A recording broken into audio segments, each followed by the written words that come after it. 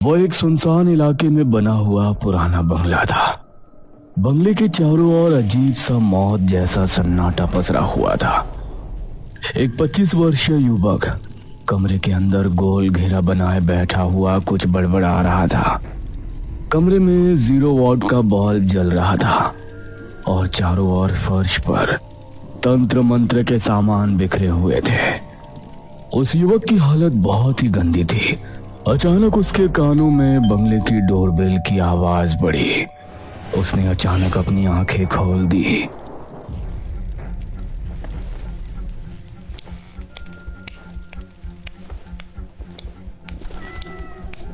और उठकर सीधा बंगले का मुख्य दरवाजा खोल दिया।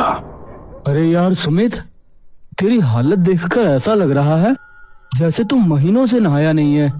और ये तूने अपनी क्या हालत बना रखी है। मगर सुमित खाली आंखों से अर्जुन को घूरने लगा। सुमित देखो, तुम्हारे साथ पारुल ने जो भी किया वो बहुत गलत किया। आखिर तुम कब तक अपने आप को इस तरह टॉर्चर करते रहोगे। हम तुम्हारे घर गए थे, तुम्हारे मॉम डैड ने बताया कि तुम पढ़ाई की वजह से अपने पुराने बंगले में कुछ दिनों के लिए शिफ्ट हो गए हो। लेकिन तुम्हारी हालत देखकर लग रहा है तुम पढ़ाई नहीं बल्कि यहाँ पर कुछ और ही कर रहे हो। सुमित कुछ देर उन दोनों को घूरता रहा और अचानक जोर से दरवाजा बंद कर लिया। अर्जुन और नैना एक दूसरे की ओर देखने लगे। मुझे लगता है कि हमें सुमित को कुछ और वक्त देना चाहिए। पागल हो गए हो तुम, उसकी हालत नहीं देख रहे। ऐसा लग रहा है जैसे उसकी मानसिक स्थिति ठीक नहीं है। मुझे लगता है कि हमें उसके घर वालों को इन्फॉर्म कर देना चाहिए। शायद तुम ठीक कह रही हो, चलो चलते हैं। अर्जुन नैना के साथ वहां से चला गया।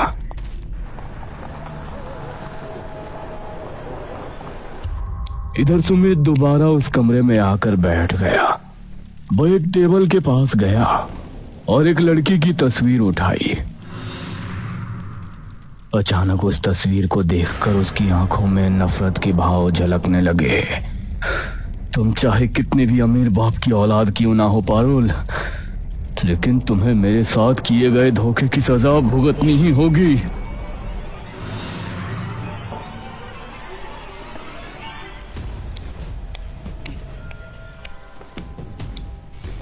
इतना कहकर सुमित सोफे पर बैठ गया। उसके बाल बिखरे हुए थे और वो पुरानी बातों के बारे में सोचने लगा जब वो एक नॉर्मल हंसमुख स्वभाव का लड़का हुआ करता था। कॉलेज के ग्राउंड में अर्जुन और नैना खड़े थे कि तभी एक बाइक वहां आकर रुकी। बाइक पर सुमित सवार था, जो अपनी बाइक की चाबी घुमाते हुए अर्जुन के पास आकर खड़ा हो गया। क्या हुआ, आज तुम दोनों ने क्लास नहीं ली? तुम तो जानते हो उस खड़ूस प्रोफेसर की क्लास आधे से ज्यादा स्टूडेंट मिस कर देते हैं। और हम ये भी जानते हैं कि तुम उसी क्लास को मिस करने के लिए कॉलेज लेट आए हो। नैना की बात सुनकर सुमित हंस पड़ा। नहीं, आज वजह कुछ और है। आज मैं टाइम पर आ रहा था, लेकिन मार्केट में अचानक मुझे पारुल दिख गई तो मैं उसे निहारने लगा। सुमित, तुम क्यों नहीं समझते कि पारुल एक बहुत बड़े बिजनेसमैन टाइकून की इकलौती बेटी है। वो तुम्हें तो क्या, कॉलेज के किसी भी लड़के को घास नहीं डालती। यहाँ तक कि ये कॉलेज भी उसके बाप का है, तो वहां से तुम्हें लिफ्ट नहीं मिलने वाली। तुम अपना टाइम वेस्ट कर रहे हो। ये सुनकर सुमित मुस्कुराया और अपनी जेब से एक कार्ड निकाल कर दिखाया। ये इनविटेशन कार्ड है। तरुण ने अपने घर पर एक छोटी सी पार्टी रखी है, उसमें पारुल को भी इनवाइट किया है। पारुल वहां पर आएगी और मैं तरुण के घर पर ही पारुल को अपने दिल की बात बता दूंगा। ये सुनकर नैना चौंक गई। लेकिन तरुण तो हमारे ग्रुप का नहीं है।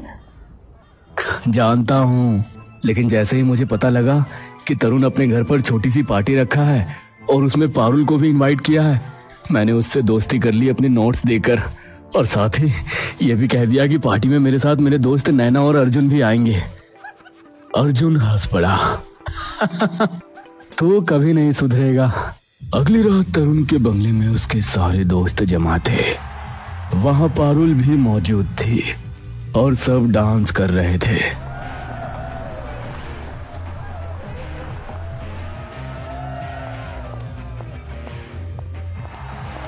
तभी अर्जुन अपने दोस्तों के साथ वहां पहुंचा।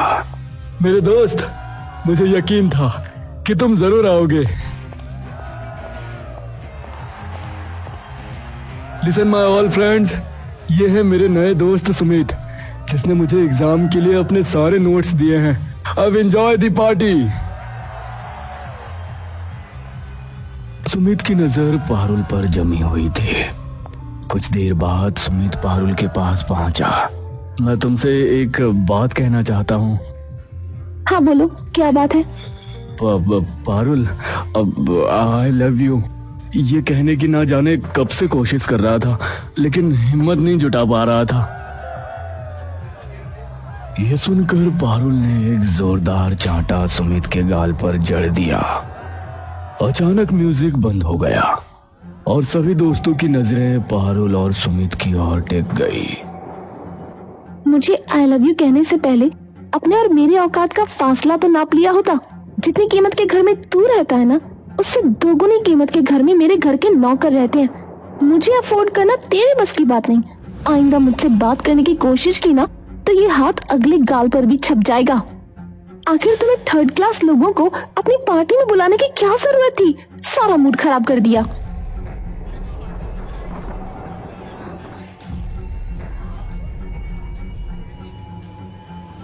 तरुण गुस्से से सुमित की ओर देखने लगा।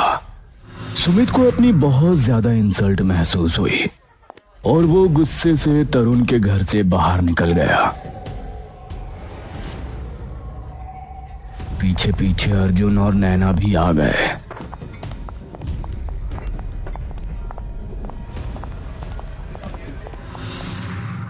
सुमित, मुझे पहले से ही पता था कि ऐसा ही कुछ होगा, इसलिए मैं तुझे मना कर रहा था। अगर वो बड़े बाप की औलाद है तो क्या सबके सामने चाटा मार देगी? मैं उसका ऐसा हाल करूंगा कि आइंदा कोई लड़की किसी का दिल तोड़ने से पहले 100 बार सोचेगी। तू पागल हो गया है? वो सच में एक बिजनेस टाइकून की बेटी है, तो उसका कुछ नहीं बिगाड़ सकता। अरे इस स्टेट का चीफ मिनिस्टर भी उसके फादर से मिलने के लिए अपॉइंटमेंट लेकर आता है।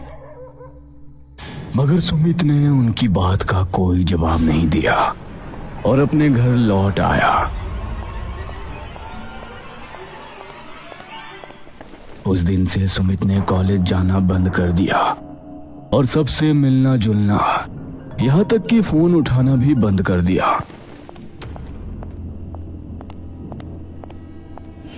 उसके दिमाग में दिन रात एक ही बात चल रही थी, पारुल से थप्पड़ का बदला।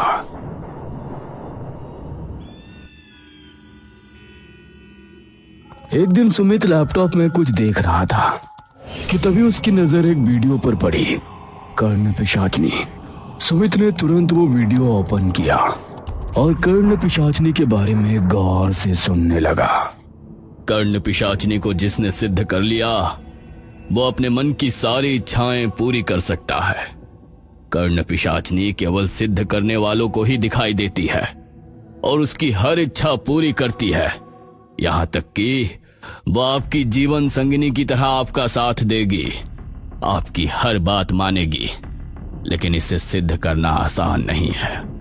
पुष्कर घाट में सैकड़ों ऐसे अघोरी हैं जिनके पास कर्ण पिशाचनी सिद्ध करने की प्राचीन किताबें और गुप्त ज्ञान है। यह सुनकर सुमित के दिमाग में एक नई योजना आ गई। उसने तुरंत अपना लैपटॉप बंद किया।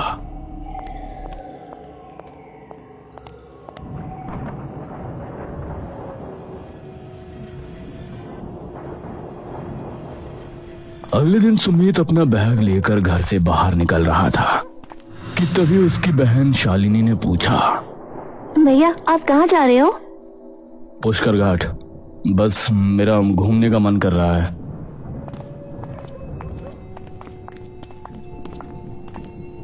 इतना कहकर सुमित अपनी कार लेकर निकल गया।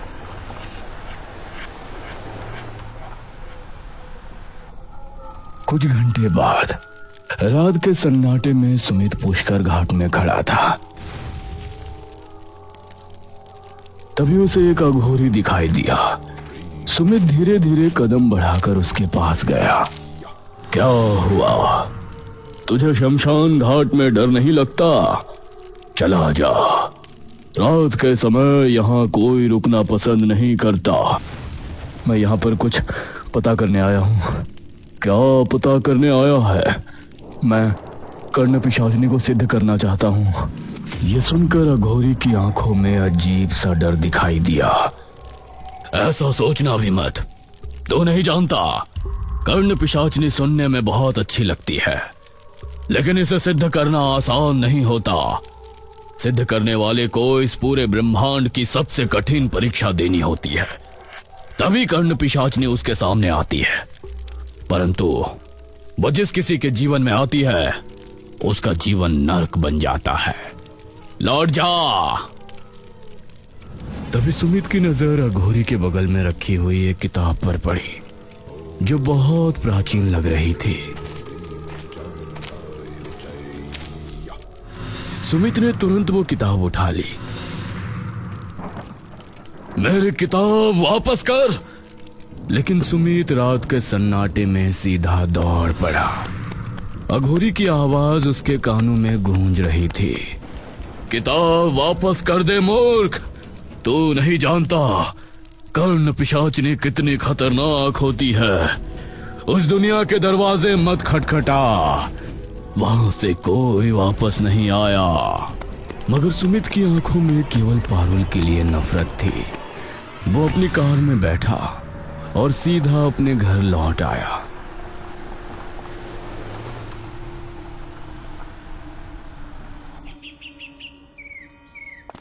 अगले दिन सुमित अपना बैग लेकर फिर निकल रहा था कि तभी उसके पिता ने पूछा, तुम कहाँ जा रहे हो? डैडी, एग्जाम नजदीक है और मैं यहाँ पढ़ाई पर ध्यान नहीं लगा पा रहा हूँ। मैं अपने पुराने बंगले में कुछ दिन रहूंगा। इतना कहकर सुमित अपने पुराने बंगले की ओर चला गया।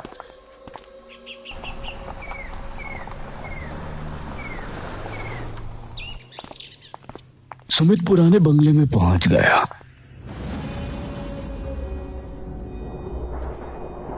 उसके हाथ में एक प्राचीन किताब थी। वो धीरे धीरे उसे खोलकर पढ़ने लगा। पन्नों पर लिखे शब्दों को वो ध्यान से समझने की कोशिश करने लगा। कुछ ही देर में सब कुछ उसके लिए स्पष्ट हो गया। सुमित कमरे में गया, जमीन पर गोल घेरा बनाया और आंखें बंद कर तंत्र मंत्र जैसा जाप करने लगा। यह कर्ण पिशाचिनी की सिद्धि की क्रिया थी। 2 रात बीत चुकी थी।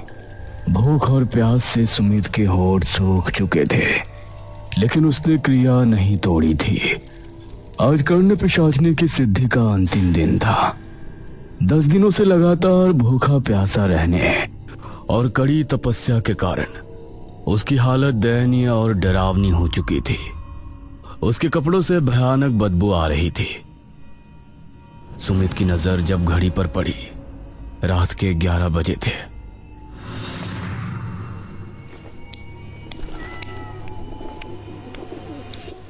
वो चुपचाप गोल घेरे में बैठ गया और तेज आवाज में मंत्र पढ़ने लगा। अचानक कमरे में अंधेरा छा गया। तभी कमरे में एक सफेद रोशनी से एक खूबसूरत सी औरत बाहर आई।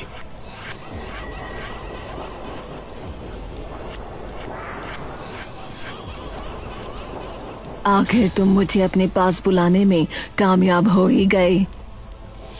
सुमित उसकी सुंदरता देखकर हैरान रह गया। अब से मैं तुम्हारी हूँ, लेकिन तुम्हें कुछ शर्तों का पालन करना पड़ेगा। कैसी शर्त? याद रखना, तुमने मुझे सिद्ध किया है। मैं तुम्हारी हर बात मानूंगी, तुम्हें हर सुख दूंगी, यहाँ तक कि पत्नी का सुख भी। लेकिन अब से तुम वही खाओगे और पियोगे जो मैं खाती और पीती हूँ। मुझे मंजूर है। ठीक है, लेकिन बदले में हर रात तुम्हें मुझे किसी की आहुति देनी होगी। उसकी सुंदरता में अंधा होकर सुमित भूल गया कि वो क्या कर रहा है। हाँ, मुझे मंजूर है। मैं केवल तुम्हें दिखाई दूंगी, तुम्हारे अलावा किसी को नहीं। और अगर तुम्हारे पास कोई दूसरी औरत आई तो वो इस संसार में नहीं रहेगी। अब बताओ, तुम्हें मंजूर है? हाँ, मंजूर है।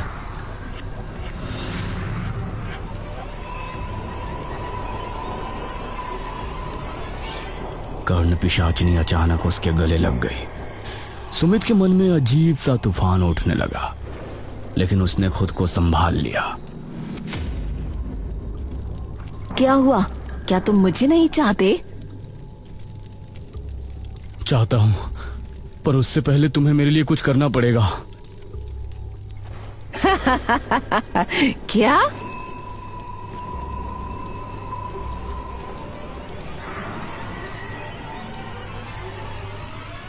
इसका नाम पारुल है। मैं चाहता हूं कि कल का सूरज ये ना देख पाए। ठीक है। ये कहकर वो गायब हो गई।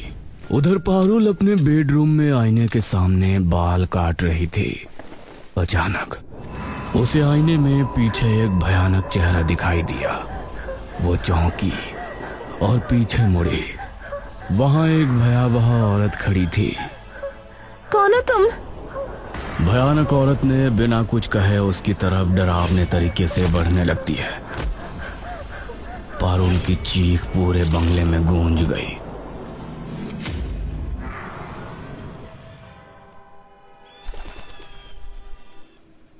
लगातार 11 रातों से जागते जागते थका हुआ सुमित गहरी नींद में था।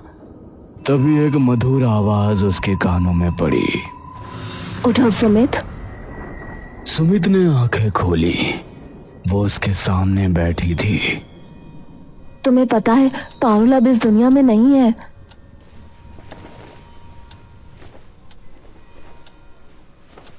सुमित ने तुरंत टीवी ऑन कर दिया। Breaking news! इस शहर के मशहूर बिजनेस टाइकून की इकलौती बेटी पारुल अब नहीं रही। सुमित ने टीवी बंद किया और कर्ण पिशाचनी की ओर देखकर मुस्कुराया। वो उसके करीब आई और लिपट गई और सुमित उसकी आगोश में पूरी तरह से खो गया। कुछ देर बाद वह गहरी नींद में चला गया।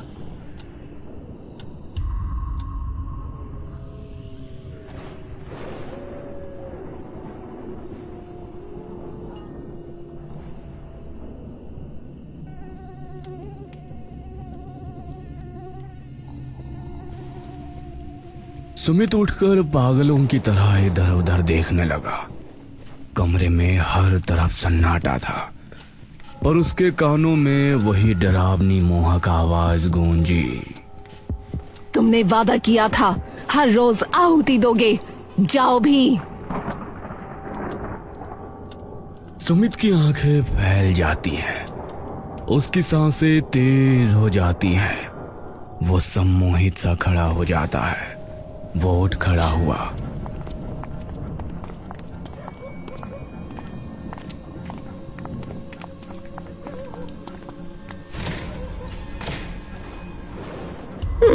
कौन है?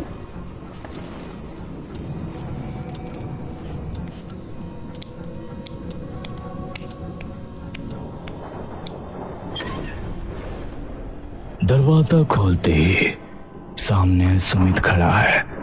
चेहरा गंदगी से सना हुआ, आंखों में पागलपन, बाल बिखरे, होठ सूखे हुए और फटे हुए। सुमित, ये क्या हाल बना रखा है? कब से फोन कर रहे हैं तुझे, तू उठा क्यों नहीं रहा? अचानक सुमित एक जंगली जानवर की तरह उसकी तरफ देखता है।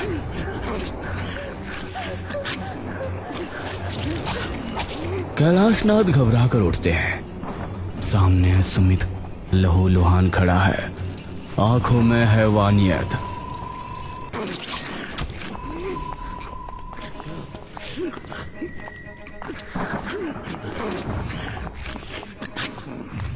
सुमित एक बैग लेकर कमरे में आता है, उसे बेड पर फेंक देता है। धीरे धीरे एक सुंदर स्त्री प्रकट होती है, वही कर्ण पिशाचिनी। उसकी आंखों में ठंडी चमक, होठों पर हल्की मुस्कान। तुमने अपना वादा पूरा किया, मैं थोड़ी देर में वापस आऊंगी। सुमित पागलों की तरह सिर हिलाता है और कर्ण पिशाचिनी वो बैग ले धीरे से वहां से गायब हो जाती है।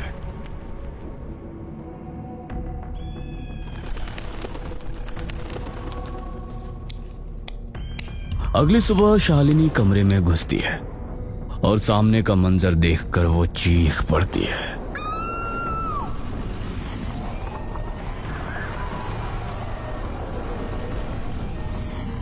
पुलिस और मोहल्ले के लोग जमा हो जाते हैं। शालिनी सुमित का फोन बार बार मिलाती है लेकिन ऑफ आता है।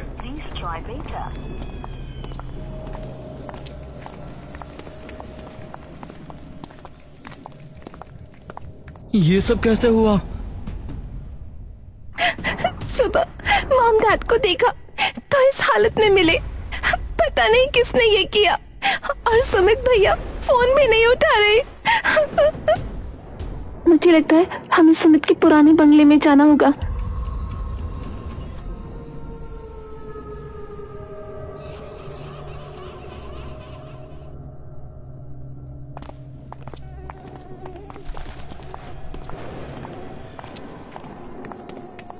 ये कैसी बदबू है? पता नहीं। सुमित, सुमित। कोई जवाब नहीं। वे एक कमरे में घुसते हैं जहां सुमित बेजार हालत में अकेला किसी से बात कर रहा होता है। भैया ये क्या कर लिया आपने और आप किससे बात कर रहे हो? सुमित बड़बड़ाता है। अचानक उसके कानों में फिर वही आवाज। ये तीनों खड़े हैं, मुझे ये चाहिए अभी। नहीं, ये मेरी बहन और दोस्त है, मैं नहीं मार सकता। अर्जुन डर से एक कदम पीछे हटता है। सुमित, तू किससे बात कर रहा है? अचानक कमरे की लाइट फटकर बुझ जाती है। धुएं के बीच कर्ण पिशाचनी का असली भयानक रूप सामने आता है। लंबी काली जीभ, लाल जलती आंखें। ये है मेरा असली रूप और तुमने जो वादा किया था वो निभाओगे। ये तुम्हारे ही माँ और पिता थे जिनको तुमने मुझे दिया अपनी मर्जी से। नहीं, ये नहीं हो सकता। अगले ही पल सुमित को सब कुछ याद आ गया कि उसने यहां आने से पहले क्या क्या किया है।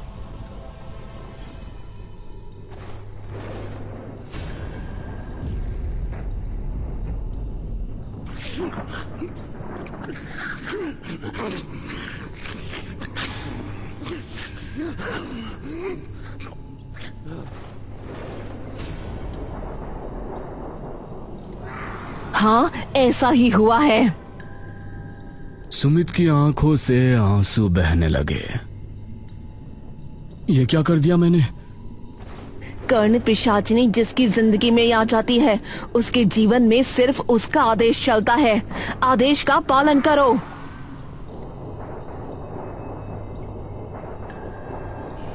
अगले ही पल सुमित फिर से सम्मोहित अवस्था में आ गया।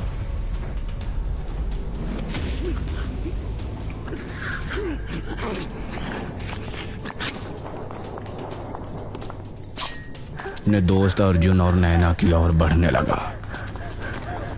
सुमित के पागलों जैसी हरकतों से घबराकर नैना और अर्जुन चीखते हुए उस बंगले से भाग निकले।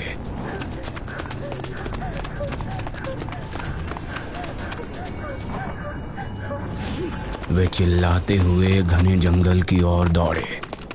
वे जंगल में एक बड़े पेड़ के पीछे छिप गए। सांसों की आवाज एकदम दबाने लगे।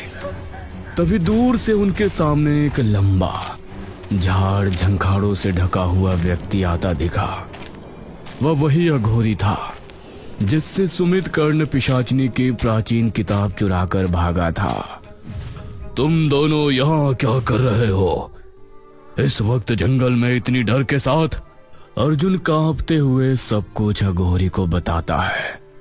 समझ गया। इतना बोलकर अघोरी ने गंभीर होकर उनके पास एक माला निकाली। यह माला तुम्हारे जीवन की रक्षा करेगी। फिलहाल इस शहर को छोड़ दें।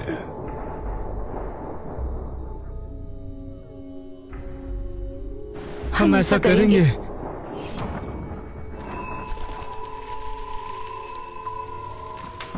अघोरी सुमित के बंगले में पहुंचा।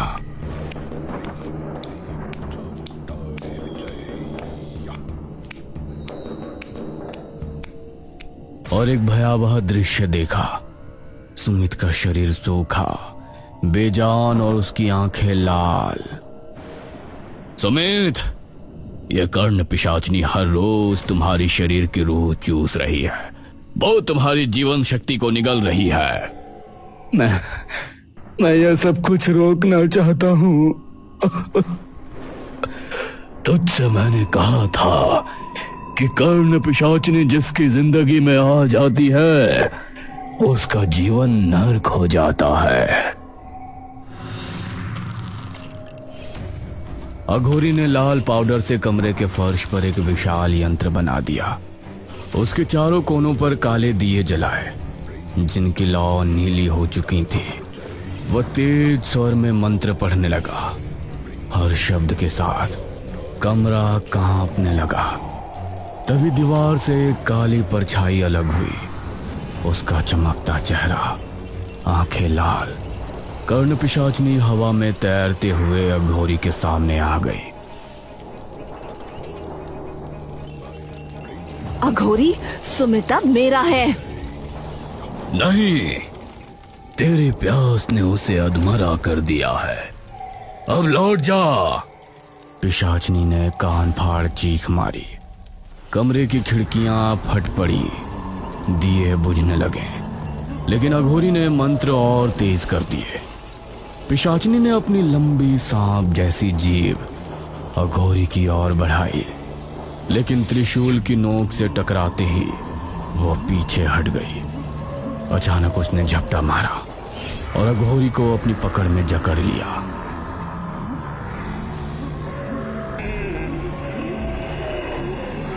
ओम क्लीं कालिकाय नमः।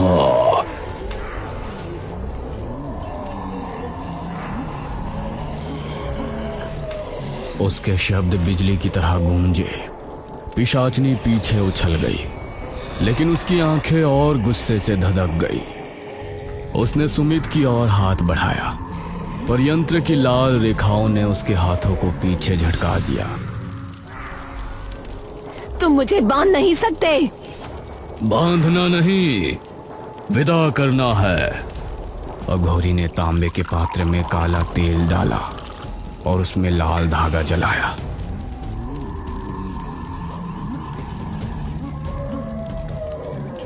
धुएं का एक बवंडर उठा और सीधे पिशाचनी की ओर घेरने लगा।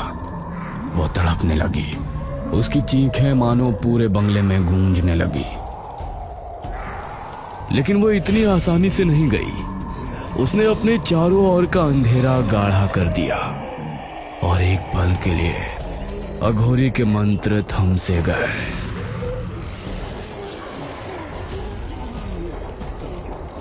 जैसे ही मंत्र गूंजा, यंत्र से उठी अग्नि ने पिशाचनी के पूरे अस्तित्व को धुंधला कर दिया और वो धुएं के भंवर में समा गई। कमरे में अब सिर्फ सन्नाटा था। अघोरी पसीने में भीगा पड़ा था, लेकिन उसकी आंखें शांत थी। सुमित रो रहा था। उसकी सांसें टूट टूट कर आ रही थी। मैंने अपने ही माता पिता और बहन को मार दिया। मैं अकेला रह गया। पाप का प्रायश्चित कठिन है और तेरे हिस्से में अब सिर्फ एकांत है। अघोरी बिना कुछ और कहे चला गया।